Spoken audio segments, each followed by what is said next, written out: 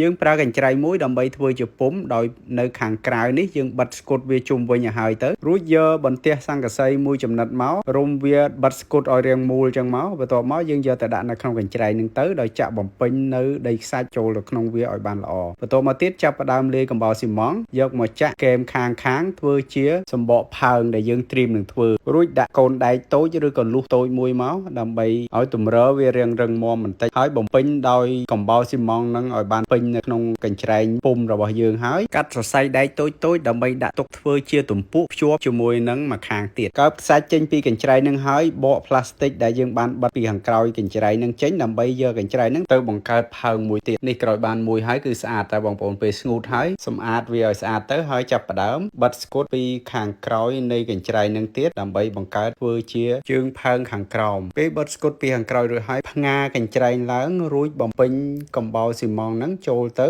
ហើយដាក់ដែកតូចបន្តិចមកដើម្បីបៀកវាឲ្យបានស្មើល្អហើយចោះរន្ធវាតូចមួយបានយកពុម្ពនៃសង្កសីមូលតូចមកដាក់ចូលក្នុងហើយចាក់ខ្សាច់ចូលបំពេញនៅកដាលទៅហើយយើងចាក់បំពេញនៅកំបោរស៊ីម៉ង់ឲ្យពេញនៅក្នុងនឹងបន្ទាប់មកទៀតបានយើងយកផើងផ្កាមួយខាងទៀតយកមកដាក់ពីលើដើម្បីភ្ជាប់គ្នាពេលដែលភ្ជាប់គ្នារួចហើយយើងកើបខ្សាច់វាចេញពេលកើបខ្សាច់ចេញហើយយើងត្រឡប់វាមកខាងទៀតហើយដកកញ្ច្រែងនឹងចេញមករួចរាល់ហើយយើងចាប់ផ្ដើមលាបពណ៌វាមកតាមចំណូលចិត្តបងប្អូនអាចលាបពណ៌ស្វាយហើយ design ចំណុចពណ៌លឿងឲ្យមើលឃើញស្រស់ស្អាតដូចបែបហ្នឹងក៏បានដែរពេលរួចរាល់ហើយបងប្អូនអាចដាក់ដាំកូនដើមផ្កាឬក៏កូនដើមឈើអីតូចៗបានសង្ឃឹមថាវីដេអូហ្នឹងជាប្រយោជន៍ដល់បងប្អូនអរគុណ